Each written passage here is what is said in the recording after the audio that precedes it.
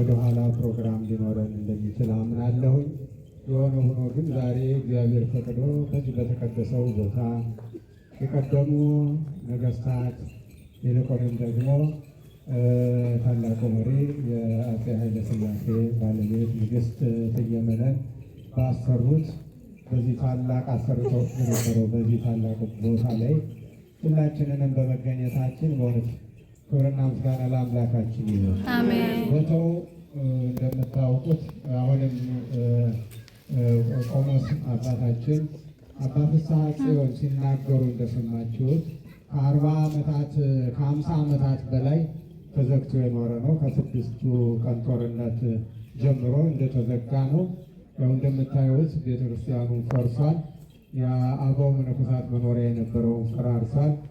ስለዚህ ከኢትዮጵያ ውጭ ያላችሁ ኢትዮጵያውያት ሁላችሁም ይህ ቦታ የሁሉም ኢትዮጵያዊ መሆኑን አውቃችሁ ወደፊት ገዳሙ ያዘጋጀው ፕላን እንዳለ አለ።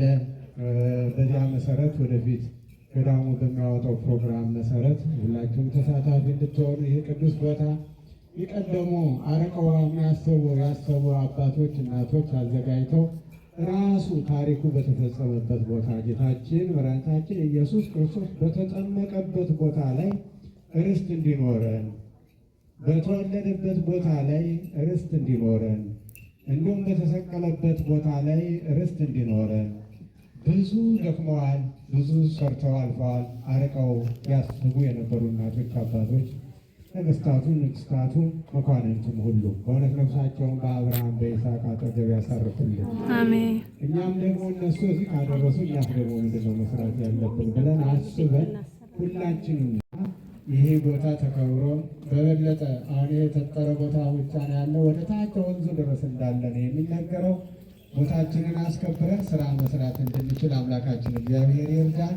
አሜን። አደራ ላለው ሁሉም ተሳታፊ እንዲሆን አደራ ለማለት ብቻ ነው። ምክንያቱም ጊዜ በዝናቡ ምክንያት በአየሩ መዛባት ምክንያት ጊዜ የለንም። አምላከ አበው ሁላችሁንም ይጠብቃችሁ።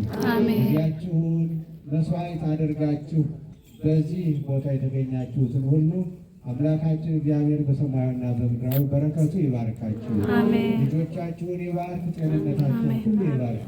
አሜን። የሠራዊት ጌታ እግዚአብሔር በዓሉን የሰላም የክብር የበረከት በዓል ያደርግልን። አሜን። አሜን። አቡነ ዘበሰማያት አቡነ አይጀምሩም እንዴ?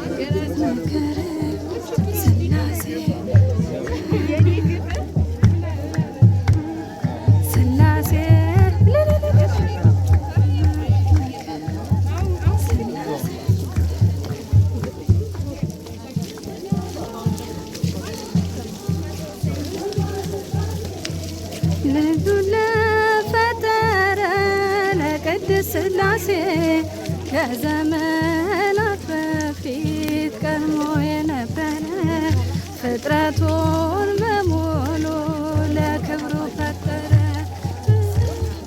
ስላሴ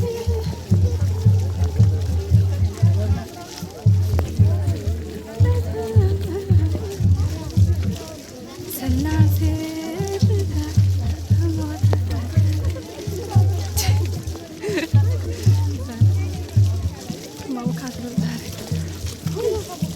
Hadi gel oynasın.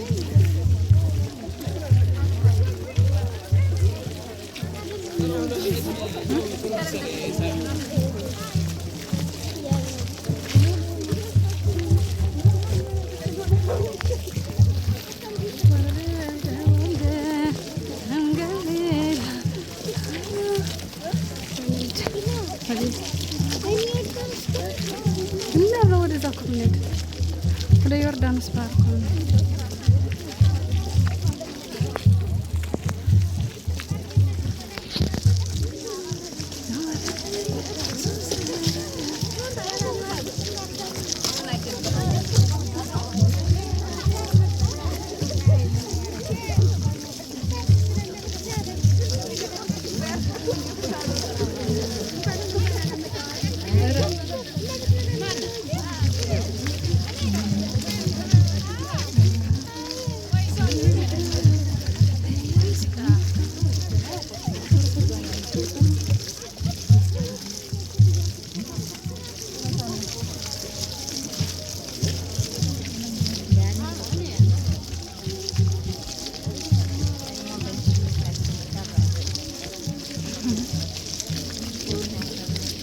በረጥረው ስንባል